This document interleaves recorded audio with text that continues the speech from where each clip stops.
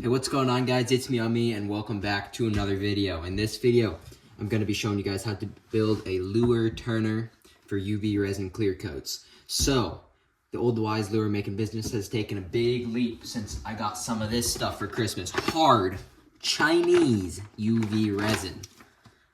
So that will cut my bait making time from 5 days, roughly 5 days, to 1 or 2 days. Because this stuff, if it's in the sun, it can cure in 20 minutes instead of 3 days that it takes 3 coats of spar varnish to cure, I guess. So one problem with the UV resin, though, is once you brush it on with a brush, it doesn't automatically level itself out unless you put a whole bunch. I'm not really experienced with this stuff, but it doesn't. The brush strokes, they stay on the lure. So what you're going to need to make is a lure turner, which basically, it takes your lure. I don't really have a lure. This is a lure. And it just spins it in a circle. You guys know what I'm talking about. And it makes it so that the UV resin levels itself out. So I already got a little bit started here. I'm making a little frame. Right here, I got some Lego gears. You can literally just use Lego gears. And then what I'm going to do, I'm going to hook it up to my drill. And the drill is going to go around the axle. It's just going to slowly spin it, and I got a gear ratio set up so that it's going to slowly spin that lure around in a circle until it gets cured enough that I could just bring it outside and let the sun do the rest of the work. So, yeah, this is what I have so far. I'm trying to drill a hole right through here. I'm trying to find my masking tape. I'll go look for that so that I don't get a whole bunch of blowout from the drill bit. All right, so I got some masking tape. Just gonna finish drilling out this hole. Holy, that did absolutely nothing. It's fine. It's fine. Okay, so this is gonna be sort of a rough tutorial. You guys are gonna have to do some janking around yourself, of course, but I'm just giving you a baseline to work off of. So basically, the drill is going to connect up to the smaller gear so that once it hits the bigger gear, this is going to have to spin a lot of times to spin this big gear once. So this is 8, this is 40, so 5 times gear ratio or 0.2 or whatever. So this one's got to go in the middle.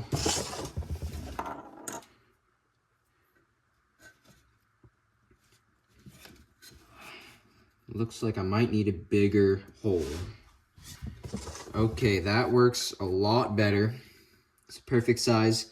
So what I'm gonna do next, I'm gonna super glue this gear on so that it doesn't pull itself out. And I'm gonna super glue this red piece on to keep it wedged around this pole so that it can't be pulled out. Yeah, well, I showed you the wrong gear. This big one's supposed to go in the middle. It doesn't matter what gear you have. The biggest one should always go in the middle, since this is the gear that the wooden pole or metal pole, whatever you want to use, is going to stick off of. And you want that in the middle of your build, of course. So next, I got to see how this gear fits on and then mark a spot for that. It's got to be on the same level as this hole.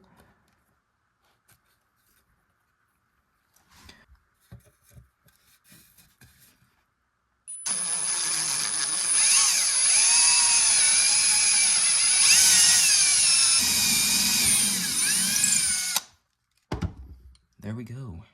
Well, I don't really know how your guys' setup's gonna work. Maybe you could use a little motor. But for me, as I said, I'm using a drill. And it's really important to make sure it's all lined up. I made these holes perfectly level, since this hole is level to where the drill is sitting when it's sitting on the table, which is how I'm gonna use this setup. And right here, it's chucked in perfectly. Okay, so I'm deciding not to use the drill, actually, because it's just so noisy. And what I'm deciding to do instead is mount a little Lego motor that I got here. And I think I have to download some kind of app on my phone, but that's okay. And what I'm going to be doing, I'm going to be hooking it right up to the side, just like that. A lot more compact, all in one piece. Don't have to, like, bring the drill into this. And then, oh wait, it connects to this one. Okay, that makes it a little bit more difficult, but I can still get it done. I'm gonna put this little block right here on the edge to support it, and then we'll go from there.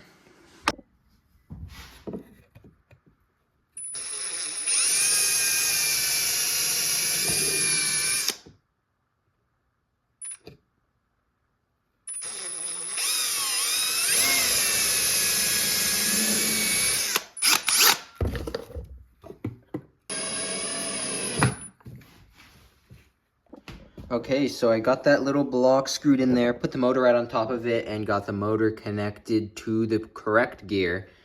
I hope it spins. Gonna have to download the app and figure out how to get that motor working. So I'll go do that, and I'll see you guys when I'm done.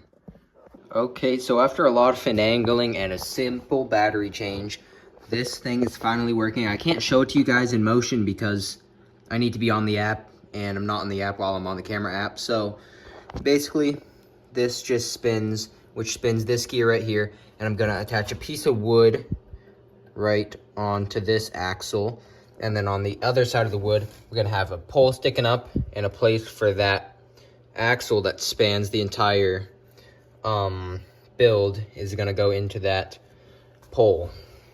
Didn't make much sense probably, but you guys know what I mean.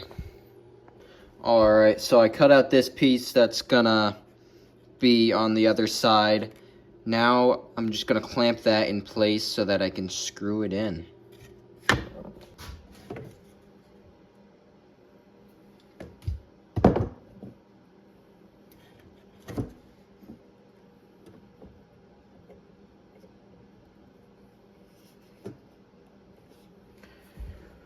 Okay.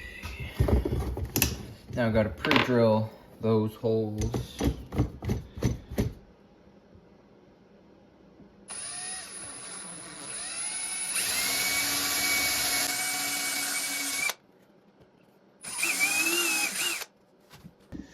So now I just got to screw this guy in.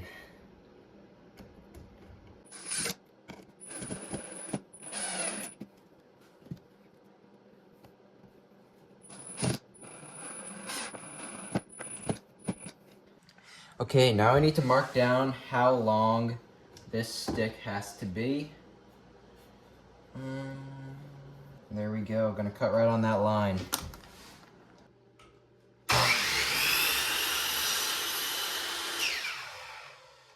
I'm gonna drill out this hole, which is almost as big as the piece of wood itself, so it's kind of risky.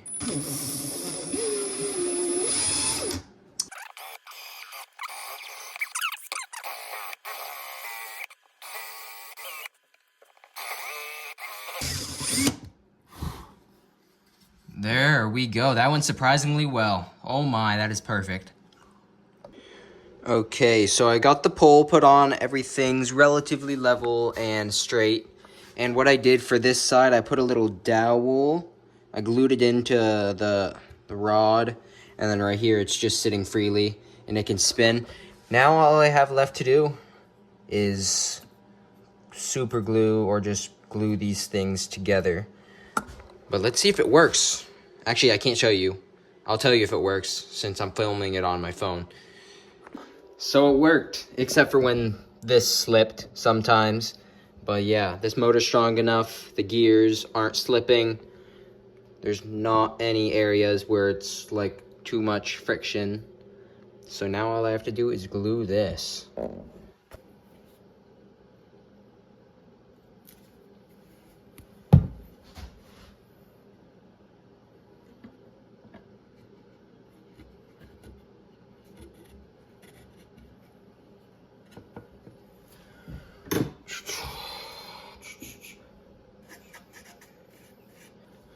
There we go, just gotta let that dry. And then this is basically complete. Other than I have to add some clips onto here. And I actually stole a whole bunch of clips from old coat hangers that were gonna go in the garbage. So I could put those all around this thing. Or I could just leave it a blank stick and just clamp my baits on by the lip. Or have them in the vice grip and then clamp the vice grip onto this pole. Yeah, that's pretty much it. This is really simple. You don't even really have to follow a tutorial to do this. Well, if you have followed my tutorial, thank you. You're not stupid or anything. But yeah, just get yourself some kind of motor, or you could do it the drill way, like what I was showing you guys before. You could just hook your drill up to the yellow axle and make a little gear ratio. And then, I don't know, zip tie that drill trigger so that it's on its lowest setting. And yeah, you'd have basically the same thing that I have, except it would be in 2 parts and not just one. So yeah, I'm very proud of this build. This only took me maybe 2 hours. Could have gotten it done in probably 45 minutes if I really tried. But I hope this helps me become a better lure maker and help me become more skilled with the hard Chinese UV resin. It'll get it all level, can put it in the sun, my baits will look amazing. I also want to show you guys something else. If you made it this far, you deserve to see this. I got a whole bunch of this holographic, oh no, I meant mica powder from the Dollar Tree, and I can mix some of that in to my UV resin. I have some mixed up right here with the UV resin. Looks nice, but I put way too much. Yeah, I got lure eyes, beads, hard Chinese UV resin, hooks. Yeah, a whole bunch of lure making stuff. Got a whole bunch planned for the future. And I really hope you enjoyed this video. I'll see you guys in the next one. Smash something. You know what.